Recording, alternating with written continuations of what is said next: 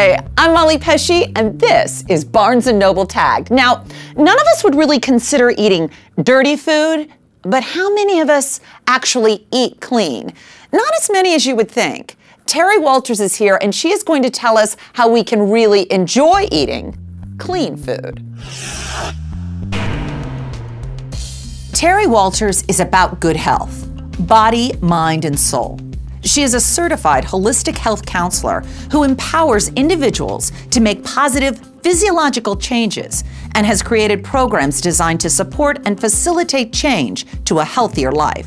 Terry has extensive training from the Natural Gourmet Cookery School and the Chopra Center. Terry says we can eat seasonal, unprocessed, and locally grown foods that are good for us and the environment and still keep our taste buds happy. She is here in the Barnes & Noble studio with her first book, Clean Food. Terry Walters, you've been tagged. Thank you so much for being with us. Thanks for having me. What is clean food? Clean food is really about eating close to the source, trying to get as much nutritional value in our food, in our diet, in our lives for maximum health and a wonderful life. Now, when you say eating close to the source, you mean trying to buy fruits and vegetables from our surrounding areas and areas that we live, true? You know, eating close to the source can be eating locally, but for many people it's just giving up a packaged food for something that's fresher. So close to the source meaning, you know, without as much processing so that we can access the nutritional value. I loved in the book because it showed whole grain oatmeal and then took the steps all the way to where you get to processed cereal. Walk us through that. So the oat grows and instantly from the earth. We can't eat it if we just pick it like that. We have to actually do some processing. So we take off the hull, we boil it, and then we have a whole oat groat.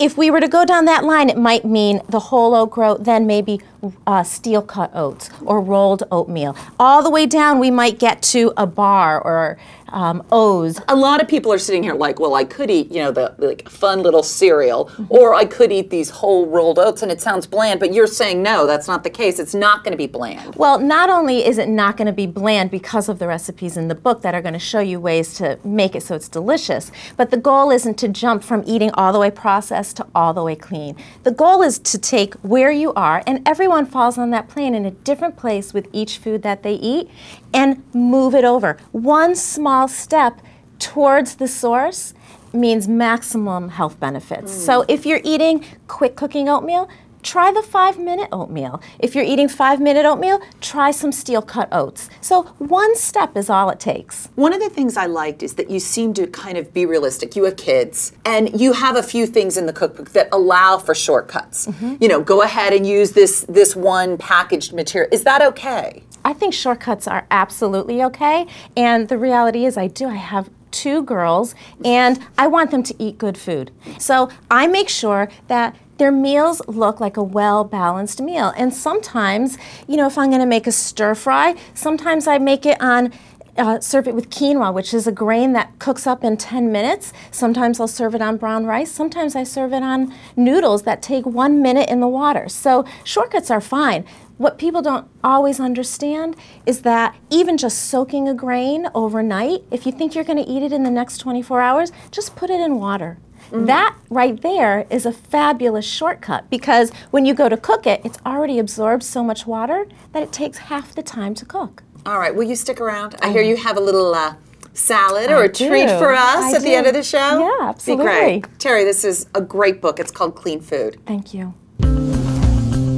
Here's a tagged close-up that invites you right into the newly renovated home of the creator of the shabby chic style. The lovely pictures and helpful pointers will have you saying, hey, I can do that.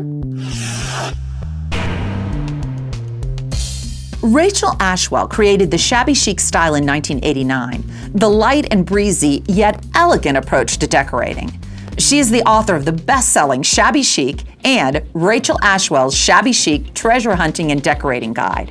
Now, in Shabby Chic Interiors, Rachel reveals how work, love, a lot of white paint, and shabby chic details can turn any house, including hers, that she described as dark and witchy, into a comfortable, functional, beautifully designed home. Inspired by the original design of the 1920s house, Rachel was able to transform it into her bright, cozy dream home, one that had the hallmarks of shabby chic, a practical amount of space, a relaxed atmosphere, and a comfortable beauty. Through simple instructions and detailed before and after photographs, Rachel reveals her decorating and entertaining secrets. Even the most apprehensive novices will learn how to incorporate shabby chic style into their everyday life and home. And that's our tagged close-up. Every week, we take a look at the new offerings in the world of books, music, and movies. And here are my top tags for this week. Politically Incorrect at number 5 is State of Play, out on DVD and Blu-ray. An all-star cast, including Ben Affleck and Rachel McAdams, get tangled in a web of murder and intrigue as a rising congressman is caught up in suspicious circumstances. Billions of dollars and people's lives are at stake. My number 4 must is the essential Janis Ian music collection. Ian's legendary at 17 earned her 2 Grammy Awards and a lifelong following of fans. This 2-disc set with over 30 songs will give fans all that is essential about Janis Ian. Strolling in as my number 3 tag is Prospect Park West. From the perennial hot author Amy Sann comes this smart, sexy peek into the bedrooms and hearts of this Brooklyn neighborhood. Already optioned as an HBO series by Sarah Jessica Parker, it is considered to be Sex in the City now that everybody has kids.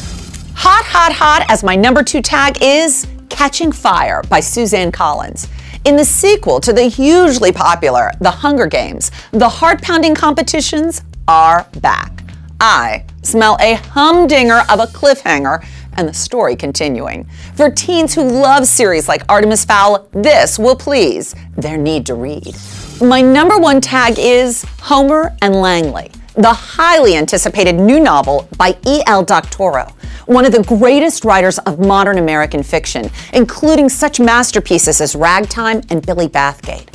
Homer and Langley, set in the early 1900s, is the story of 2 privileged brothers whose circumstances lead them to live as recluses in their once grand Fifth Avenue mansion. They would like nothing more than to shut out the world, but their lives are fraught with peril as they struggle to create meaning for themselves. And those are my top tags for this week. Terry Walters is back, and she has one of her wonderful salads right out of her clean food book. I'm very excited about this. So, all right, tell us, this all looks and smells delicious. What are the ingredients? Well, the first thing I want you to notice is all the color. It is incredible. Look at this. Really it's beautiful. Nourishing all the senses because you can I have smell never it made too. a salad that looks Smell like this. So the first thing we have is a mango salsa, which is great on a piece of grilled chicken, some fish, or just with chips like we have it here. I'm gonna try a little of it. Oh, it's so good. And this is good for me too. What's the other one? The second dish is an Asian coleslaw, and it's got Napa cabbage and some bok choy. It's got some carrots and black and white sesame seeds. This is delicious. Thank you. It's really good. All right, I'm saying it now. If this is clean food, I'm a convert. All right, it's fabulous. Thank you. Job done. Thank you. So good. We'll see you next time on Barnes & Noble Tagged. I'm gonna just eat here. I'm joining you.